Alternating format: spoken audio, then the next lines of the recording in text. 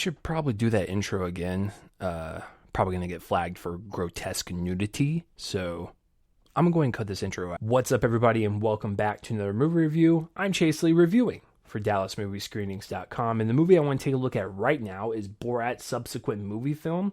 Now, this one comes from Amazon Studios. It is directed by Jason Wolinier, and the follow-up film to the 2006 comedy centering on the real-life adventures of fictional Kazakhstan TV journalist named Borat. Doesn't really explain much about the sequel. No one has written a plot synopsis on IMDb yet, so this is what you get. But the best way to describe it is that Borat once again goes back to the United States to interview a bunch of people and to get a perspective on American culture and the American people. And he brings his daughter along because he wants to try to doll her up and give her away to a high government official so she can live like Melania Trump and live a better life. So that's what you get. And speaking of a Borat film, if you've never seen these before, they are a hybrid of fictional scenes with, Sacha Baron Cohen and other actors in particular scenarios, expressing a little bit of the plot so we can have somewhat of a through line story throughout the zany and crazy scenarios. And then it's also the other half of these movies are real life interviews with real life people, with Borat, Sacha staying in character, interviewing these people, so we get to hear their thoughts and their ideologies, just kind of be out there in the open, as if we're not all going to be watching this. And it's funny and quite scary to watch some of these interviews, but that's why we laugh, because it's so uncomfortable, and that's the way these films are delivered. So speaking of the first film, just my quick thoughts on it, I think it's a landmark in the comedy genre, one of the best, not only of that year, but of the 2000s, like 2000 to 2010, one of the best comedies. I think it is absolutely just gut-bustingly hilarious. It's also frightening, sad, and depressing, knowing that some of these people live in this country and they think like that. But that's why we get so uncomfortable watching these interviews and we start snickering and laughing because of how ridiculous it is. But these are real life people. And of course, the cojones on Sacha Baron Cohen for never breaking character and just committing 1000%. It is a unique film. It is something that only Sacha Baron Cohen can do. And I love the first one. So the sequel, I was looking forward to it. Even though I thought the trailer for it was kind of like whatever. And I was like, maybe they were hiding some of the best jokes for the actual movie. And I think that was actually the case. But I thought the trailer, to be honest with you, was just okay. So I saw the sequel. And I will say right off the bat before I get to my overall thoughts, I do wish I saw this. What was that? I wish I saw this in a theater. And I think having that theater experience, the large crowds of random people enjoying and laughing at the same thing that you're laughing at, that energy is something that can't be duplicated at home. You just can't. And so watching this in the theater, I think would have really helped it with the experience. So that is just my first initial thought in terms of comparing that to the first one, because the first one had the best comedic theater experience I've ever had in my life. People were on the floor laughing. They were crying, laughing. It was so loud I couldn't even hear half the movie. It was a great experience. But this one is a step down in terms of that. Now, what do I think about this? Overall, I like it a lot, and I would love to see how this holds up on repeat viewings, because when you see Borat, like the first one, the initial shock to it is crazy. And you're just like, wow, that was fantastic. I've never seen a comedy like this. And then on repeat viewings, it's still funny, but you do lose that initial punch.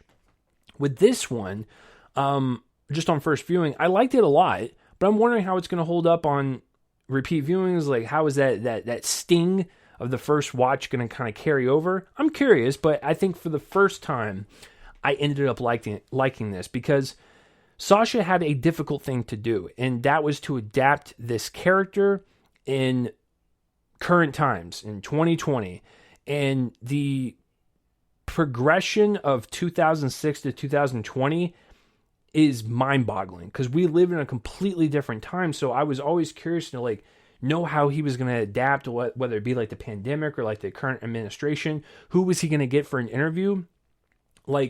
that's hard to do, and that's hard to recapture that magic, but I ended up liking this one quite a bit. So let me go ahead and break up this review into two sections. Let me talk about the fictional scenes, let me talk about the real-life interviews. So for the fictional stuff, a lot of it has to do with Borat and his daughter, and the daughter is played by Maria Bakalova.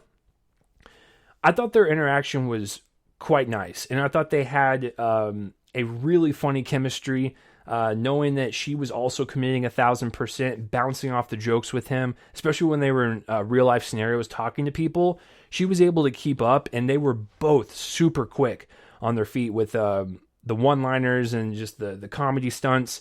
She is a delight in this film. So anytime when they were interacting in the fictional scenes to, kind of move the plot forward, so to speak, she was really committed, and I loved her presence. She was just as funny as Sasha was. Also, at the same time, there was a lot of tender moments. There was a lot of heartwarming kind of father-daughter conversations.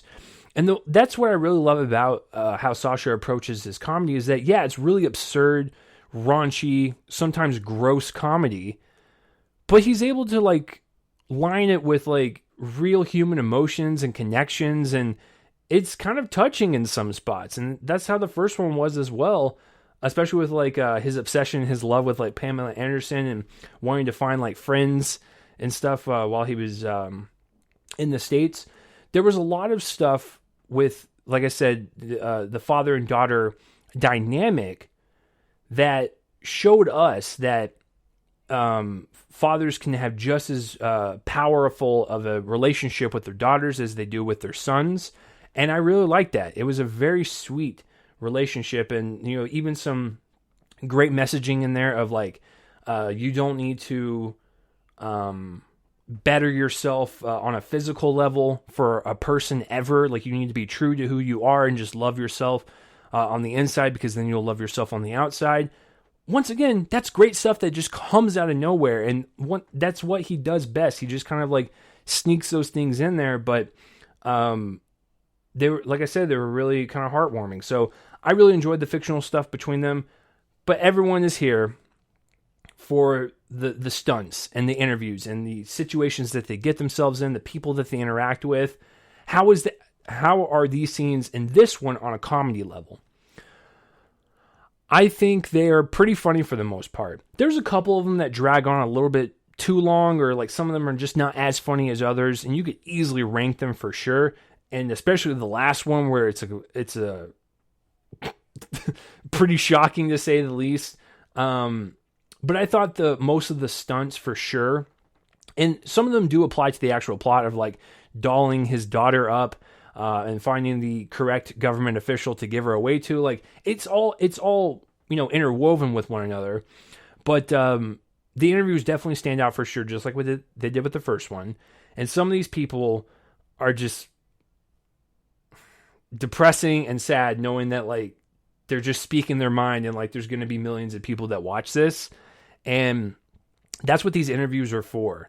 Not only is it to kind of carry the plot on its back a little bit, but it's also to have Borat, who's this very eccentric, fictional character, interview real life people to kind of have this mirror to society, to show there are certain people out there that think like this.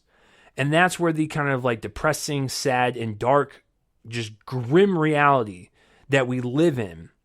And when you hear these people talk, some of it is just so absurd that you can't help but to laugh. Not only because Borat is speaking in his accent and all that stuff, and he's just Sasha's accent's all over the place, but just hearing these people talk and just how they think and just their values as an American, it's really just something.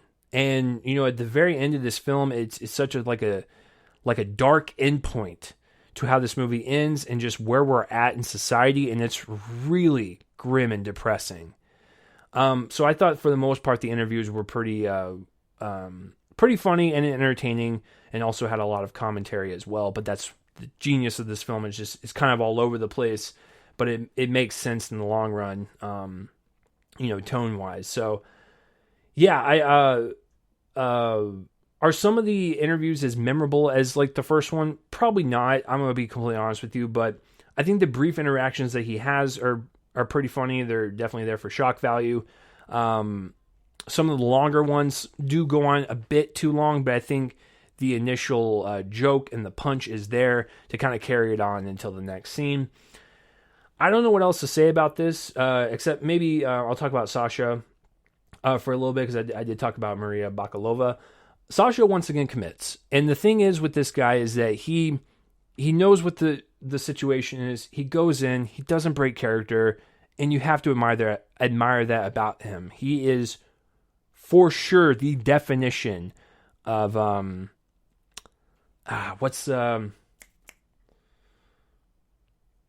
my god, I'm forgetting the term where it's where someone loses themselves in a role.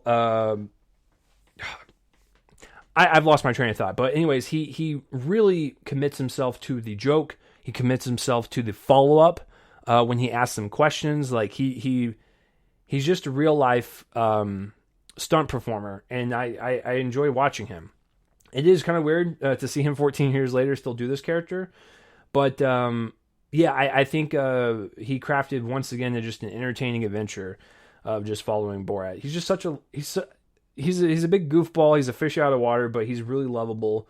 But like I said, also quite scary when he talks to some of these people. But yeah, I think once again, great job. And as far as the controversial scene that people were talking about at the very end, I read about it on Twitter before I watched the movie. It's just as creepy to see it play out in real life than people talking about it in word form. Just seeing the visuals. Pretty gross. So, this is going to be a mixed bag for people. I can already tell. A lot of people are probably going to love this. A lot of people are going to probably think it's terrible. I don't think there's going to be any in between. I'm on the camp of like good. I might be to great. I got to think about it a little bit more. I did have a day to sit on this, but I just feel like right now Borat's subsequent movie film is a B+ for me. That's as high as I'll go before I get into the A's. I might change my mind in a week, might change my mind in a few months if I watch it again. But for right now, if you are a Borat fan, still check this one out and see how it holds up to the first one, or if you like this one better, or if it's worse. Let me know down below what you think of this film. Even if I don't reply to all the comments, I do read them all, so I really appreciate the feedback that you guys give me on every single review. But yes, if you're watching this on YouTube, please subscribe to my YouTube channel so you can get up-to-dates on whenever I review anything. Hit that bell for the notifications so you don't miss a review if you're eagerly awaiting an opinion on one. And then, like I said, subscribe. If you're listening to us via podcast on the Real Me and Colden, a movie podcast feed, I always appreciate you guys. But if you're more of a podcast person, you want these in audio form, you can go do just that. Subscribe to that feed so you don't have to see my ugly mug, and you can do that instead. But that will do it for this review, guys. I'm Chase Lee for DallasMovieScreenings.com, and tune in next time for whatever I review next. I will see you guys later.